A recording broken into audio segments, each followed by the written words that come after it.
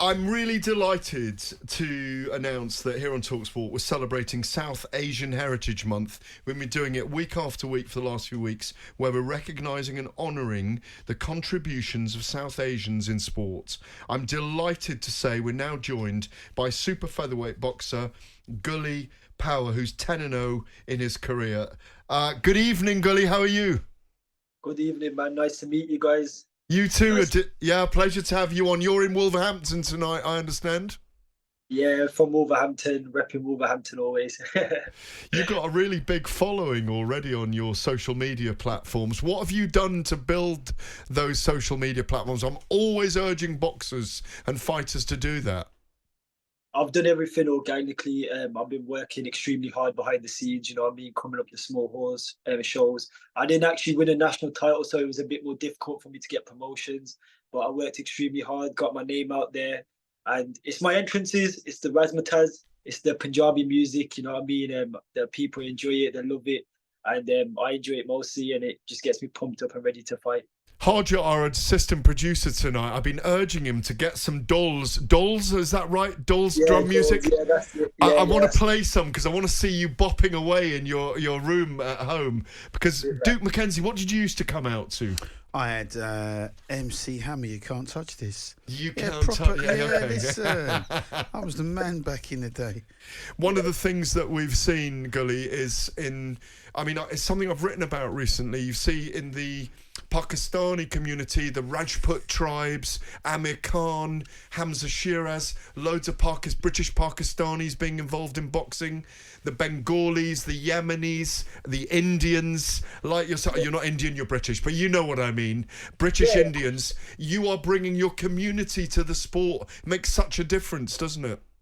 Yeah, 100%. I'm a Punjabi Sikh fighter. You know what I mean? There's not many Sikh fighters coming up the ranks. You know what I mean? I'm one of the few. There's quite a few. There's Bassi that fought not long ago, and 2 weeks ago. yeah, 2 weeks ago, and Dylan Chima. You got some other great fights coming up. But yeah, it's just great to be one of the few. You know what I mean? Paving the pathway for the next generation, and that's what I'm here to do. I'm here to take it all the way, and I definitely do believe in myself to do that. You're in your early 20s. You're 10-0, as I say. You've got very silky skills in the ring. You're very much a boxer. You're not a brawler. How far can you take it? I mean, you're fighting at Super Feather. Talk us through who you're with, who's promoting you, when you're out next, how far you can take it. My coach currently right now is Richard Carter, and Mm-hmm. I'm with BCB Promotions, which is in Willenhall. Richie Carter was actually a professional boxer himself, you know what I mean, and he did well for himself. He had 11 fights, 10 wins, and you know he's got a lot of experience behind him. But I'm also got my dad with me as well, my family. My dad's always in my corner. He's always there, you know, telling me off if I'm not training enough, always pushing me to that next extent. You know what I mean. So that just keeps me going as well. But I can take it all the way. Definitely, I train extremely hard. I work behind the scenes. I'm always in the gym, you know what I mean? I constantly work in the gym, and that's just the way I've always been in boxing. So I'm just glad to have this opportunity from you guys to express my journey in the future of sport of boxing. You've already fought on a boxer undercard. What did that mean to you? Yeah, it was a great opportunity for me. It was the first time I've actually been on the Sky Sports card, obviously, and like, you know, being on a big platform. And it's a great opportunity. Obviously, Ben Shalom enjoyed it. You know what I mean? He followed me on Instagram after. It was just a great opportunity to get on a big platform and fight. And especially when, you know, I've never done it before. I'm still young, and there's a lot of things yet to come. But yeah, definitely. Duke, you were at 10 fights and 0 at one point. You were probably undefeated after 10, weren't you? Yeah, I went 21 and 0. Where you go?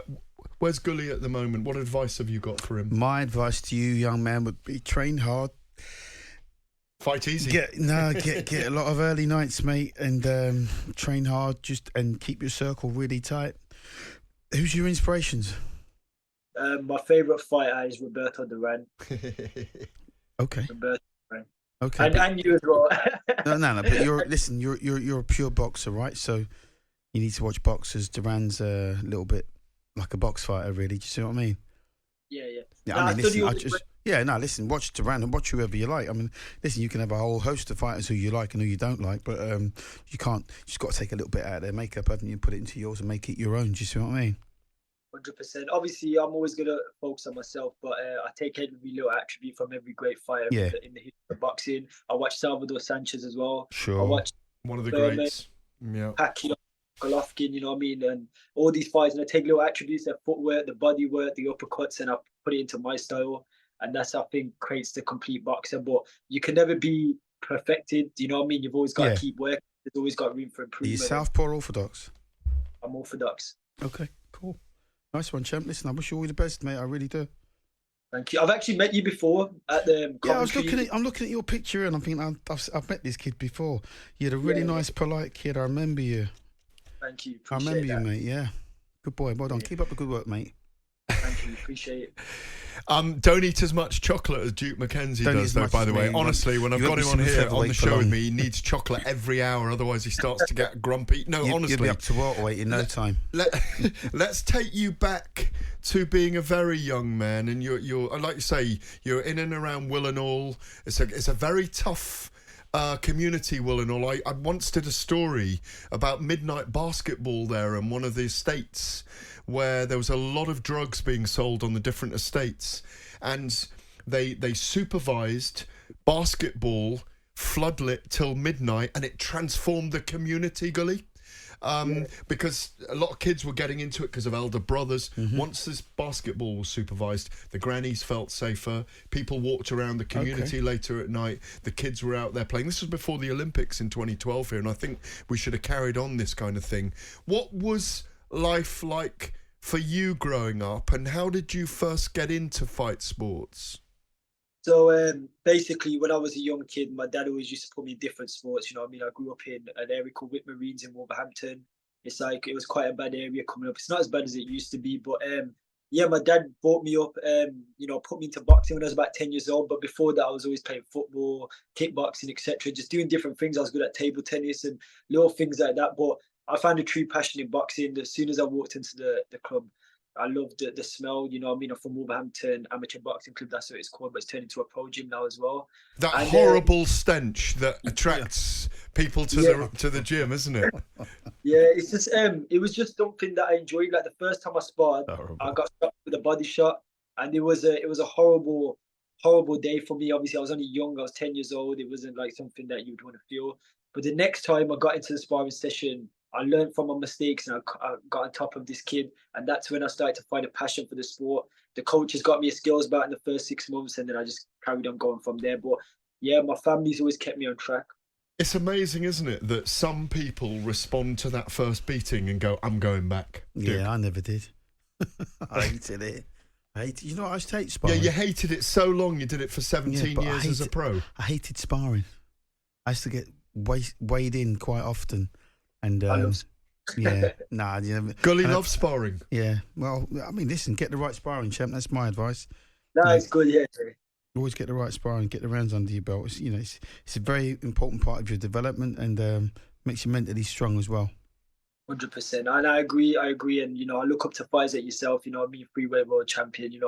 And yeah, like I just enjoy sparring. I think what it is with sparring for me is it's just I learned so much in it. You know what I mean? I was sparring Ibrahim Spider the other day. He's on DAZN. He was I sparred him the other day. I've sparred Liam Davies. I've sparred Brad Foster. I've sparred some really good fighters when I was coming up the ranks as a kid. Even when I was an amateur, and I think I gained so much valuable experience. And I'm still looking for more sparring. Obviously, say for example, if Josh Warrington wants to spar or something like that, I'd love to go get that experience because that's going to make me a better fighter. Yeah, and I'm not at the best version of myself yet. I don't think we can ever be the best version of ourselves. We've always got to be constantly learning all the time.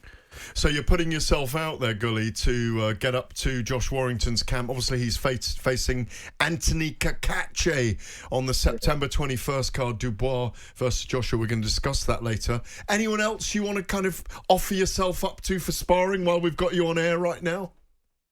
Anyone that's at the top level, I think it'd be great sparring for me. You know what I mean? Have gloves will travel, yeah? I'm willing to travel. Well, yeah, but he's sparring. He's not a journeyman, so you need that kind of experience, champ. You got to get around just and get as much sparring as you can.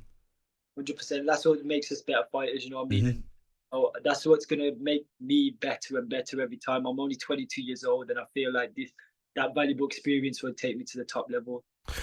You were last out with a victory on points over Joshua Ocampo on the 21st of June. When are we expecting to see you in action again? When are you out next?